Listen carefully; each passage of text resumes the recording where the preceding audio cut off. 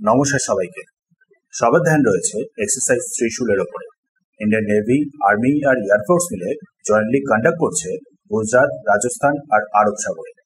But অন্যদিকে আবার announce করে দেওয়া হয়েছে এক্সারসাইজ পূর্বী প্রচন্ড প্রহার ভারতের ইস্টার্ন সাইডে, বাংলাদেশের কাছে, অরুণাচল প্রদেশে। এক্ষেত্রেও ইন্ডিয়ান আর্মি, নেভি আর এয়ারফোর্স একসাথে পার্টিসিপেট করবে নভেম্বরের 11 তারিখ থেকে নভেম্বরের 15 তারিখ অবধি। এক্ষেত্রে এয়ারফোর্স লিড করবে।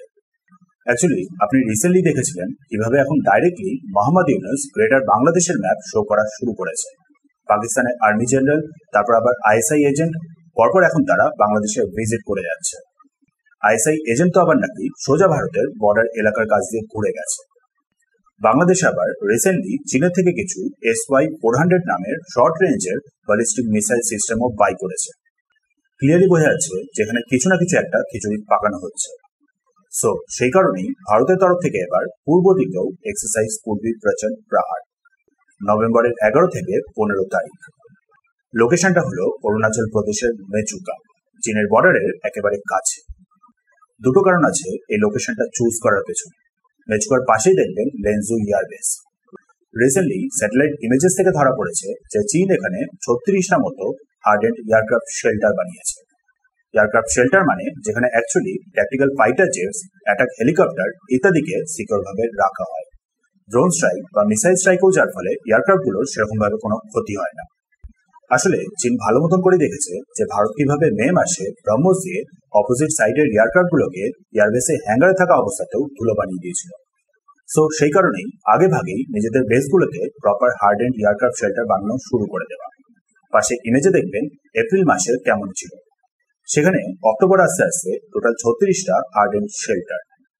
বাট দেখুন, এর মানে এই না যে চীন শুধু ভয় পেল, সেটা অবশ্যই আছে। ব্রহ্মোসকে চীন অবশ্যই ভয় পাচ্ছে। বাট এর মানে এটাও হতে পারে যে চীন অ্যাকচুয়ালি হয়তো অফেন্সিভের ব্যাপারেও ভাবছে। ঠিক যে জিনিসটার ব্যাপারেই আমাদের একজন retired air chief marshal BS Dhanoa recently বলেছিলেন। তার মতে ভারতের সাথে নেক্সট কনফ্লিক্টের সময় চীন হয়তো এই বেসটাকেই ইউজ করবে, আর তার জন্যই আগেভাগে এই ট্যাকটিক্যাল এয়ারক্রাফটগুলোকে সিকিউর রাখার ব্যবস্থা করে নেওয়া।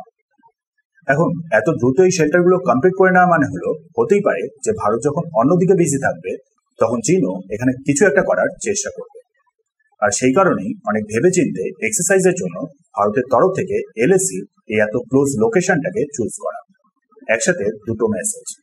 চীনের জন্য মেসেজ যে ভারত জানে যে চীন কি করছে, অন্যদিকে বাংলাদেশকে মেসেজ যে ভারত বাংলাদেশের জন্য তৈরি হচ্ছে। এবার দেখেন, আপনি বলতেই পারেন যে অরুণাচল প্রদেশের এরকম একটা দুর্গম পাহাড়ি এলাকায় নেভি কিভাবে এক্সারসাইজ করবে। ওয়েল, অ্যাকচুয়ালি অরুণাচল প্রদেশে অনেক সরু সরু উপনদী রয়েছে যেগুলো পরে গিয়ে ব্রহ্মপুত্র নদীতে গিয়ে মেলে। সো সেই সব উপনদীগুলোতেও ট্রেনিং হবে।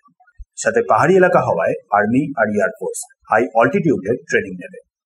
এটা বোঝার চেষ্টা যে দরকার পড়লে আর্মি, নেভি আর এয়ারফোর্স একসাথে মিলে কিভাবে প্রপার কোঅর্ডিনেট করে এই নর্থ ইস্টের এলাকাতে স্টেপস নেবে। সাথে টেস্ট করা হবে নতুন নতুন অ্যাডভান্স ডিফেন্স ইকুইপমেন্টস গুলোকে।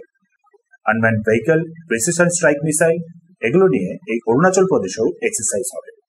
এখানেও স্পেশাল ফোর্সেস জয়েন করবে। এক্সারসাইজ ত্রিশূলের ক্ষেত্রে ঠিক যেরকমটা করা হচ্ছে। ইন শর্ট, বাংলাদেশ যদি এদিকে পূর্ব দিক থেকে শিলিগুড়ি করিডোরের কাছ থেকে বিন্দুমাত্র কিছু করার চেষ্টা করে তাহলে তার জন্য ভারত প্রপারলি রেডি হচ্ছে। সাথে চীনের ওপরেও নজর রাখা হচ্ছে।